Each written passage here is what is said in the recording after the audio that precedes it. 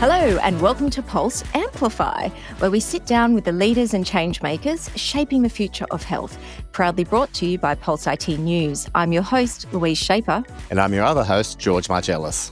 Today on Pulse, we are diving into one of the most ambitious reform proposals we've seen in years for Australia's health and care system.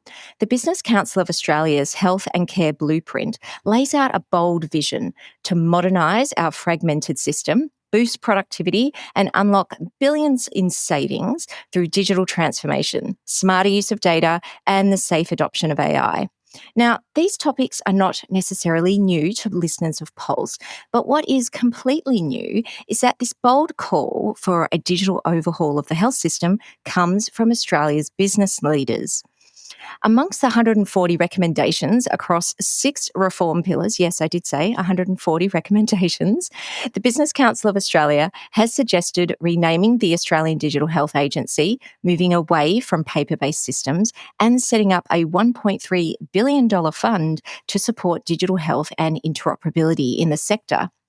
Now, the report has already generated plenty of coverage in the media, praised for its ambition, but also questioned for how feasible these reforms would be in a complex federal system. But today, Pulse listeners, we're going to unpack it all. We are thrilled to be joined by Rohan Mead, Chief Author of the Blueprint, Chair of the BCA Health and Care Services Committee, and Australian Unity Chief Executive. Rohan Mead, it is so great to have you on the show. Welcome to Pulse Amplify. Thank you so much, Louise, and thank you, George, for having me. And I hope I can live up to some of those ambitions in unpacking this report. Very confident you can, and fantastic to have you on board. Now, the BCA doesn't usually weigh in on the healthcare sector. So can you tell us, why did you guys decide to write this blueprint now? Like, what forces do you see that prompted the sense of urgency around health reform? This is one of those perverse moments, I think, in Australia's economic development. We've been an extraordinarily rich and fortunate society in all sorts of ways. There is no question that Australians, since the formation of the modern nation, have enjoyed a very high standard of living, and included in that has been access to a very high quality, relative to the rest of the OECD world, of healthcare. And it's that access that is actually under threat. And it's not just that, however, that brings the BCA into play. We've got to the point in the development of our health care and related sectors and systems where our expenditures on those systems are now going to start to diminish our opportunities and our economic compass in other areas, because they are simply becoming so large and so significantly expensive relative to their contribution to our overall economy, that they are now starting to injure our capacity as a nation to make very sensible investments in other important needs like education and defence and real economic infrastructure and so on and so forth. Rohan, are you seeing that directly as well as indirectly? So there's the direct impact of spending money on healthcare because it's getting more expensive and taking up a bigger percentage of the budget. Is there also indirect costs as well? So things like, if I can't get the treatment I need and I'm sicker for longer, then my productivity as an employee in the workforce is going to go down during that time. Well, you're putting your finger there on the complex and large but important issue of demography. So the type of impact that you're talking about is absolutely at work, but so are many other allied impacts. So let's just think about that for a moment if we can. So Australia is significantly experiencing mass ageing for the first time. No other societies in human history have gone through this. So we've got to chart out a course for ourselves in seas that have never been ventured through before. So that's where we are, and we need to confront that reality. Now, the speed of the demographic change, I think, is what's really magnifying the issues that are in play, and perhaps have caught our governments and our community somewhat ill-prepared. So let's go back 5 or 7 years or so. Australia had a pattern where some 20 to 23,000 or so Australians turned 80 each year. We're in roughly a 15% compound growth rate period at the moment, and we pop out of that period in 2027, just 2 years hence, to a new 20-year plateau where more than 60,000 Australians are going to turn 80 per annum. And what's more, in 2027, 78,000 Australians are going to turn 80. So for people who've been involved in the health and care economy sectors, these numbers are not just concerning, they're absolutely terrifying because of the implications for resourcing and need that come from those sorts of populations of 80-year-olds, for example. But back to your point, what are the indirect consequences here? Well, firstly, if that population itself growing at large is very significantly vulnerable and not as able to participate in the community as it might, that becomes a further draw on resources in terms of that population's amenity. But their children, their families, and everyone associated with them are potentially also drawn into a world of increased provision of support for those individuals. And then, as you note, populations in other cohorts are also getting ill. They're having broken legs and they're having chronic disease challenges. They're having various treatment for cancer and other diseases.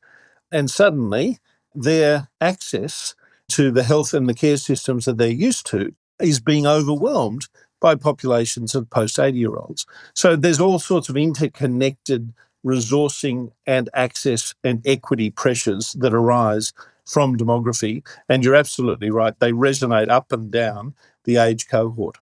One of the most interesting things about your report is that, like, unlike many other reports into the healthcare system, which just give us a soliloquy of all the problems we have and no answers, you actually go into the trouble of putting in recommendations for support. And one of the big ones is that digital transformation play a central role in that redevelopment, that improvement of the system. When you say digital transformation, can you sort of give us a brief description of what you mean? And why is digital transformation so important in this reformation of our healthcare system? Yeah, George, thank you. This is absolutely central. Firstly, this blueprint is absolutely not a counsel of despair, which is too often, as you've noted, been the case. We believe there are fundamentally valuable opportunities in terms of effectiveness and efficiency that allow us to look forward to a future that can be higher quality and less costly on the population and more supportive of our general overall productivity. We think all of those things are possible.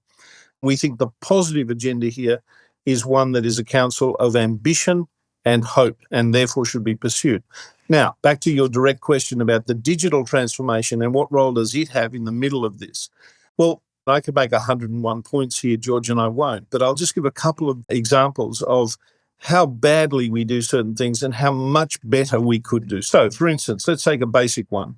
If I take an X-ray in a regional hospital and then have to move that patient to a specialist hospital, say a child going to a children's hospital, I cannot effectively transmit that X-ray to the next facility.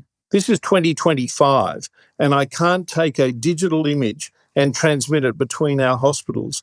We spend over $250 billion per annum on recurrent healthcare expenditures, and we can't transmit images from one to another. This is absolutely unacceptable, and we should be asking our governments to answer the question, what in the world is going wrong here that we haven't managed to do this basic wiring up of the system? So that's one example. It's seemingly small, but I can tell you it ramifies through the system in extraordinary ways. Then at the other end, at the more complex end of the digital transformation, we can think about all of the issues that we're not catching epidemiologically because of our lack of awareness of our own data sets. So if I think about what Australians are doing every day of their own accord, wearing Garmin's, Apple Watches, quantifying themselves in all sorts of ways, participating in apps and other technological interventions in their lives that are either capturing data about them or reflecting data about those individuals to that individual in order to help them with whatever particular needs they have. There's an extraordinary repository of data building in both the formal and the informal economy around healthcare, and yet it is unavailable to the production end of the healthcare system. So what do we know is embedded in our data files across the various interactions that we have with government and in our personal files? that could give us brilliant insights into how to better approach epidemiological challenges of various sorts. How might I suddenly understand, George, you're a client of mine in this domain, and I'm seeing this pattern. Last week, I saw that pattern in Louise develop in such and such a manner. What about we think about prevention and examination, George, in your case, to hopefully intervene and stop the evolution of that pattern of disease that we saw in Louise last week and some such. So there are these things along a continuum at different levels of complexity, but are extraordinarily valuable. One of the key issues is the quality of the data. We have lots of data sets, but none of them connected. One of the key issues is that consumer empowerment with data. What are your thoughts around what digital skills do the consumers need to be able to play a role? The BCA is absolutely of the view that we should be consumer orientated, centering the healthcare system and the aged care system around the patient and the client. Why? Well, because they're no longer the subject to an acute and or infectious set of interventions by the healthcare system. We have a different pattern of disease. We have the rise of chronicity. We have non-communicable diseases, et cetera, and we have diseases that are persistent through time, through modality, through location, through age of an individual. We need a healthcare system that is responsive in all of those different ways.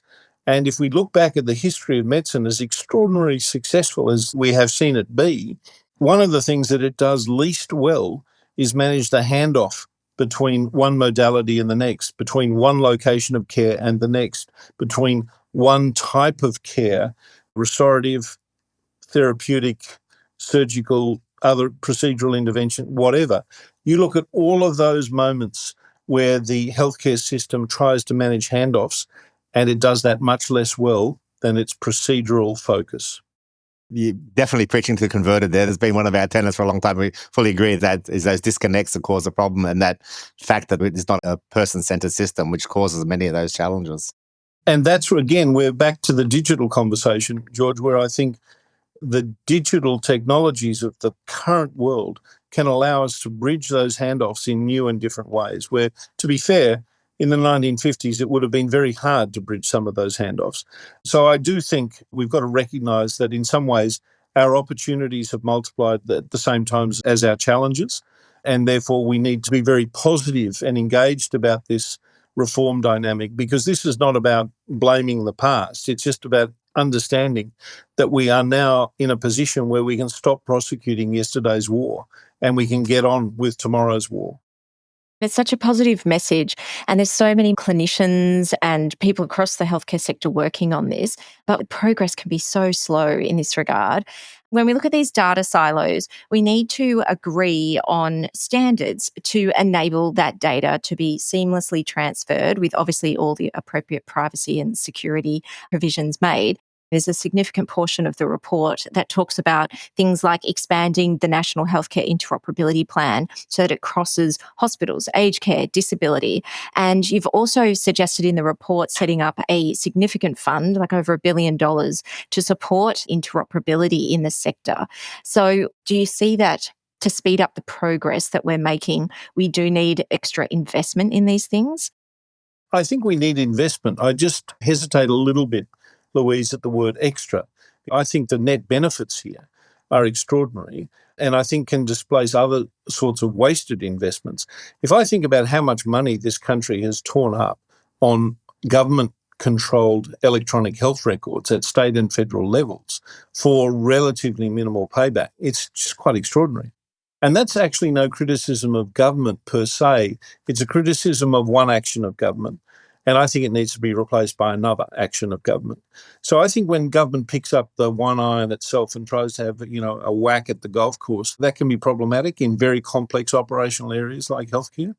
And I think that was probably true in the personally controlled electronic health record, even though it has billions and billions of dollars later started to make some progress. I think where government has missed a trick, state and federal, is in this area of interoperability. They should use the declaratory power of government to say participants in this sector within 5 years shall have the following interactions available to each participant in the following formats. So to declare what an information economy might look like in the future. And given that 70 cents in every dollar or so is still a government dollar, governments can find the necessary impetus to make those declarations. They just need the authorising environment from us, the community, to make that so.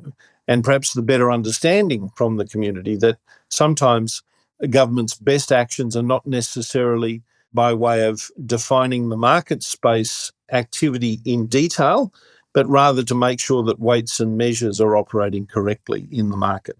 I think that's where we need to have a really adult conversation between participants about how we affect and achieve market stewardship, which is effective. Yeah, I like the term market stewardship there because it's one thing that government can do, and they are leaning into it now, but there's one thing they can do that no other player in the market can, and that's actually work collaboratively with the sector to decide on what are those standards.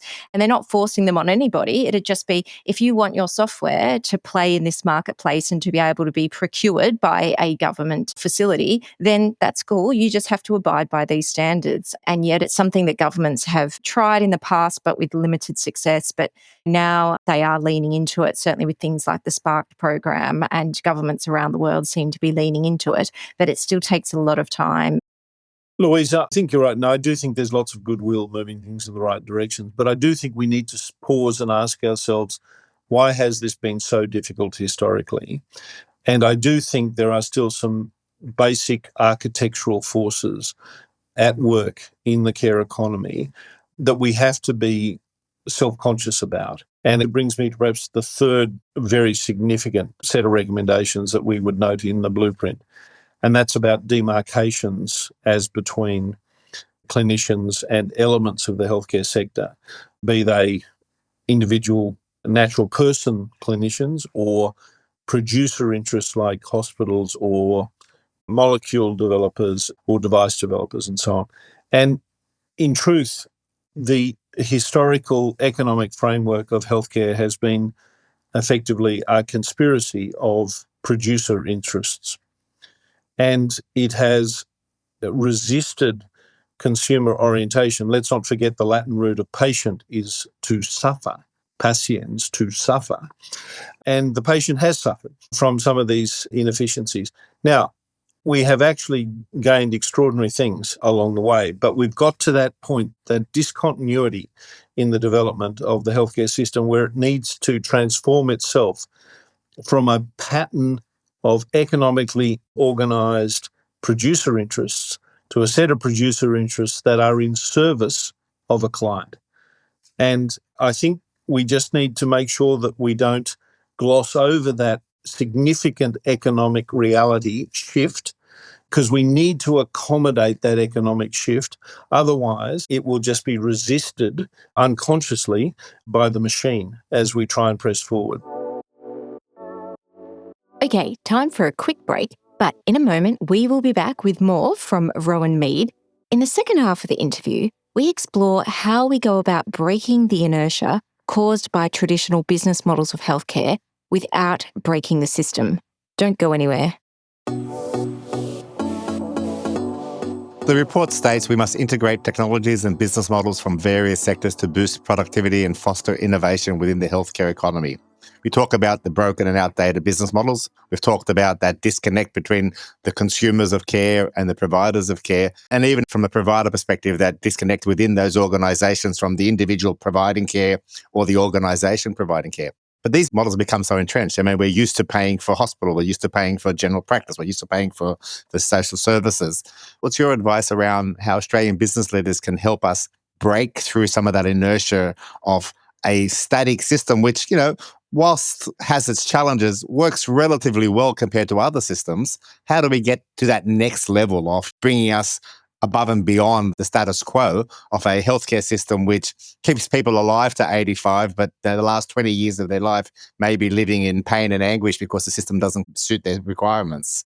But also, let's not forget, George, the significant younger cohorts who are also suffering from a terrible set of chronic diseases in the arena of mental health concerns and complaints. And that's another area where the healthcare system is not covering itself in glory again, in relation to chronicity. But to tackle your question directly, let's go to business model here. Let's perhaps focus on the older demography again to make the point. If we have for instance, where an individual is no longer as able because they are more frail, they're more vulnerable, they can no longer do the economic queuing in the system that they used to be able to do, then the system is going to have to adjust itself to actually meet that consumer where they are. Otherwise, we're going to have massive failings and massive inefficiency. So what am I talking about? Let's say, for example, an 85-year-old has X set of needs: diagnostic, therapeutic, medicinal, and follow-up, and say rehabilitation. You can immediately imagine a world where that person is on a journey to visit about 17 different people in 15 different locations. And that 85-year-old can't, because they can't drive, right? So what are we doing to try and adjust that business model and think about a world where much more of the healthcare system is able to actually be brought to the patient in whatever location they are, in whatever circumstance they might be? And there I'm thinking of a world where, for example, a care worker who is providing aged care assistance at home has a digital device. They have support from that digital device in terms of how to identify deterioration. They identify some deterioration, and that digital device helps decision support about what type of escalation, what type of intervention might be most valuable and most necessary. And I'm not necessarily talking about purely emergency situations, perhaps general deterioration and perhaps something that is less than immediate emergency, such as a fall or something like that. You imagine a world then where that initial contact, supported by technology, then involves being able to import into that location diagnostic clinician who can do more research as needed, and then perhaps determine, okay, who is the next best clinician or allied health professional to attend to that person's need. And I can imagine a whole range of services unfolding on a much more efficient basis than that 85-year-old trying to themselves navigate through a sequence of admissions, visits to radiographers, visits to other test providers, etc., etc., etc. And that's a world that is not currently well served by the healthcare system. And the connectivity, the tissue of connectivity is technology, be it diagnostic, be it communications, be it simply decision and comfort support. It might be all of those things and more. So I think that's where we need to start thinking about business model change, because at the moment, the healthcare system expects the patient to queue in the GP's office, to then queue in the radiographer's office, to then queue in relation to a specialist test that needs to be a follow-up blood test, then queue and wait for an admission into, say, an acute hospital for some type of procedure, and then find an appropriate located rehabilitation service, for instance. In each one of those instances, the inefficiency of the business model is externalized by the healthcare system to the patient. We need to think about new business models that actually squeeze out that inefficiency by the use of technology and bring the clinical requirements to that patient. Over the years, we've had remote patient monitoring and telehealth, and now we have AI. But in the past, they've always been blocked by the funding model. The funding model didn't allow us to deliver the RPM or didn't allow us to deliver telehealth. You're talking about bringing the technologies into play so that all those different provisions of healthcare can be delivered in a coordinated manner. And that's why I was making the point in trying to address this type of change, this discontinuity in change. We've got to recognise that economic reality from the past and be adult about it and confront it, because you're absolutely right.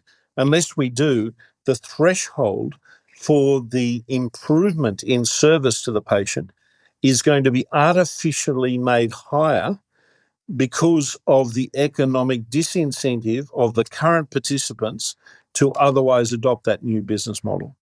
There's the economic disincentives, but there's also political ones as well. I've always thought it's going to be a brave health minister to get up with the state counterparts and say, you know what, this is how we used to fund healthcare. We're not going to do it that way anymore. It just seems to be so difficult because of the complexity in our federated system to even allocate the time to sit down and actually spend the time to work out what those new models can be. And yet this sort of stuff happens all the time in business. Well, I think the reason it happens more readily in business, and believe me, Louise, it's not without its trials and tribulations in business as well. Just look at the adjustments by, say, the media industry to the world of digital advertising. There were some significant discontinuities in that process and many others besides. But coming back to healthcare, I think one of the things that is important in relation to the challenge you posit is actually unleashing the consumer as a powerful economic unit. Because if the world of healthcare is too often dominated by third-party payers, then I don't have to confront my consumer's reality. Whereas if I have to confront my consumer's reality and negotiate with them what is the right payment service model here, then that's a different universe and things change potentially more rapidly. So we need to think about that.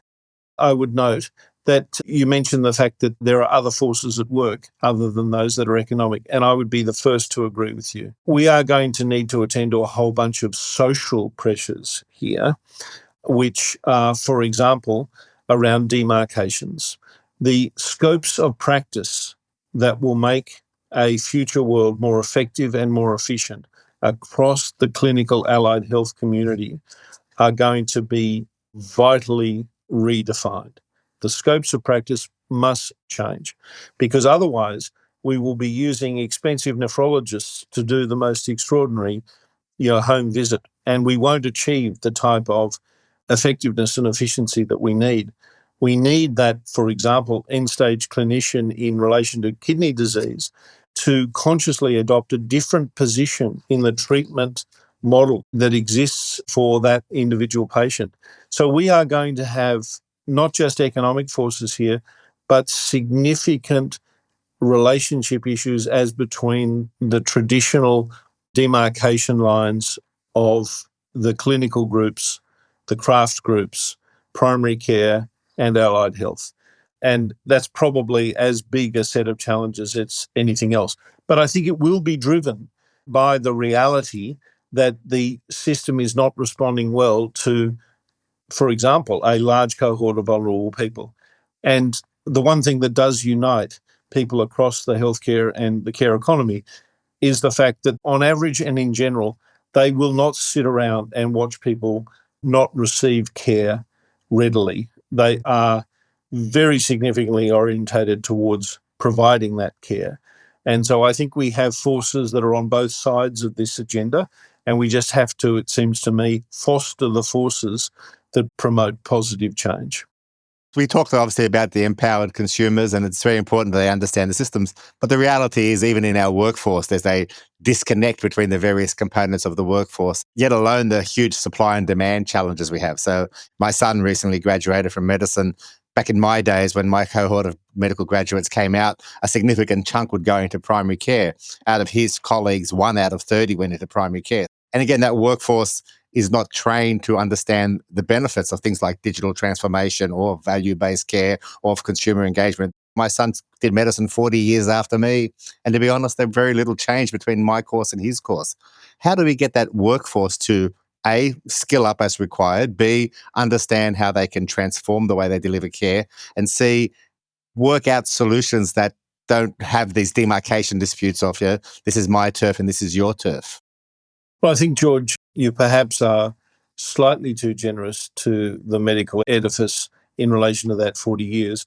I would suggest to you that you were much more a generalist than perhaps your son is. No criticism of your son or his cohort, but the advance of medical knowledge has meant that he has necessarily become more subspecialised than perhaps you were, if I might venture that opinion. I mean, Bill Glasson, when he was president of the AMA, famously observed that, yes, subspecialisation is a real problem. I've got doctors treating less than one orifice. So, this is the challenge. And it's a very serious one because we do have the challenge of the boundaries of knowledge expanding and the capacity of the clinician to comprehend various boundaries of knowledge. And obviously the challenge of now trying to stitch all of those demarcation issues back together in order to treat a whole patient. These are real issues. So we need to treat them sensitively. As you say, we don't have time in the medical courses to effectively have a sociological and economic prism put on this developmental structure in medicine. So therefore, we're going to need to take time to be educative, to be involving, and so on. But as long as we have the important corollary of the patient at the centre, I think we will tap the reservoir of goodwill that is supportive of change. I don't want to be Pollyanna about that. It will still be difficult. But nevertheless, I do think that is the way we need to progress.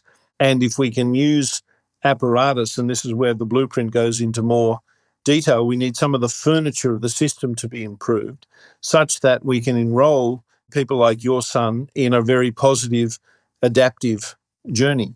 For instance, I would suggest that the atlas on healthcare variation in Australia that is currently published by the Safety and Quality Commission is an example of the sort of artefact that we could significantly invest in and grow in order to provide this clinical and scientific community with evidence that will allow them to take on treatment pathways that are perhaps novel and which perhaps they're a bit fearful of because they're not trained in, et cetera, et cetera, et cetera. So again, I don't want to be Pollyanna there, but we will have to put significant resources into that change agenda. You touch on AI in the report and talk about how 30% of the workforce tasks can be automated. And we've had multiple discussions on this program about AI.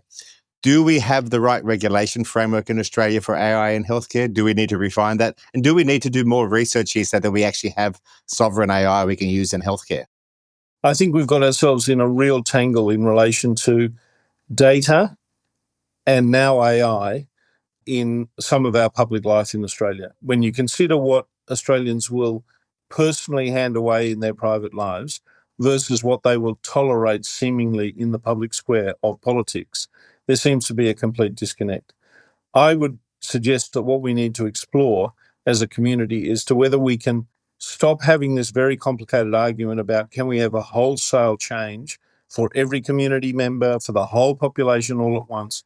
What about a world where community members can personally opt into a different level of consent to the treatment of their personal data and the use of AI in relation to their personal circumstances? That would be a practical thought from me. I think we could have a whole podcast just on that topic alone. Yeah. And you're welcome to come back if you want, Rohan, or we can just talk about AI. Absolutely. Well, the actions in the report, and we've just touched on a few of them today, they've got suggested timeframes for completion. There's literally an appendix for those of you who haven't checked it out yet. They're all listed at the end and they all have 3, 5 or 10-year horizons. So let's take the middle one. If the three of us sit down for a chat in 5 years, so 2030, what would success look like from the Business Council of Australia's perspective? What would Australians be experiencing differently in their health and care because of the implementation of these reforms? I think we would see demonstrated progress on those 3 key aspects that I've talked about. Reorientation around the consumer. And this is happening already because through chronic disease, people are becoming frequent flyers. They're becoming a much more knowledgeable participant in their own healthcare.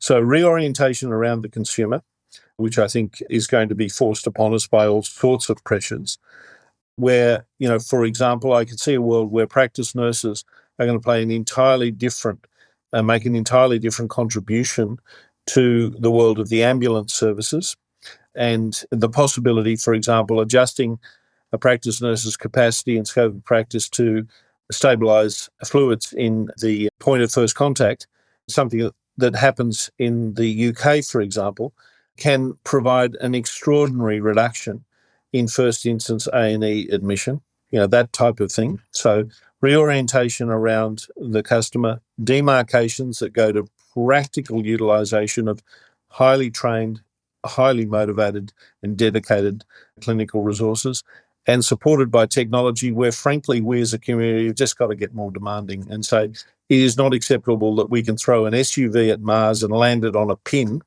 but we can't transmit an X-ray from one hospital to another. Oh, God, that's a great analogy. And unfortunately, it's true. Yeah, that's a really great way to summarise. Rohan, thank you so much for coming on the show today. We understand you have an incredibly busy schedule. It's so great for you to be able to come into the studio and to chat with us about these issues. We will, of course, put a link to the report in the show notes, and everyone, you need to check it out. And Rohan, we really hope that we can play a small role here in amplifying your voice and the voice of the Business Council of Australia and get more people reading this report and demanding better of our healthcare system. So thank you so much for all the time and energy you've put into actually developing the report too. Thank you, Louise. Thank you, George. Been a real pleasure, Rohan. Thanks a lot. We trust you enjoyed our chat with Rohan Mead. I strongly recommend the Business Council of Australia's blueprint to you. It's comprehensive and a must-read and devour.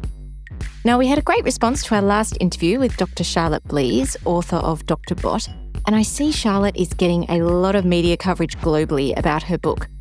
But if you'd like a copy of Dr. Bot on us, don't forget to write a review of the pod in your favourite podcast app and send us a screenshot of your review to pulsepod@pulseit.news. Dr. Bot is out in Australia on the 11th of October and available in other countries now. Thank you for listening to Pulse, brought to you by Pulse IT News. Pulse is produced by Ivan Jurek of Octopod Productions. Thanks to Emily Mara, co-founder and publisher extraordinaire of Pulse IT News, for her support. Big thanks to everyone for listening. Please make sure you subscribe, follow, rate us wherever you get your podcasts. You wouldn't believe how helpful that is. So pretty please, if you've been meaning to get around to doing that and you haven't done it yet, please do so. We'd really appreciate it. And also don't forget that you can visit pulseit.news anytime, day or night, to sign up for the e-newsletter and to explore Pulse IT's massive digital archive. We're talking over a decade, way over a decade, of everything you could ever want to know about digital health in Australia, New Zealand, and now also Ireland. Please send any feedback or topic suggestions to pulsepod@pulseit.news. We always love to hear from you. Have a great day, everyone.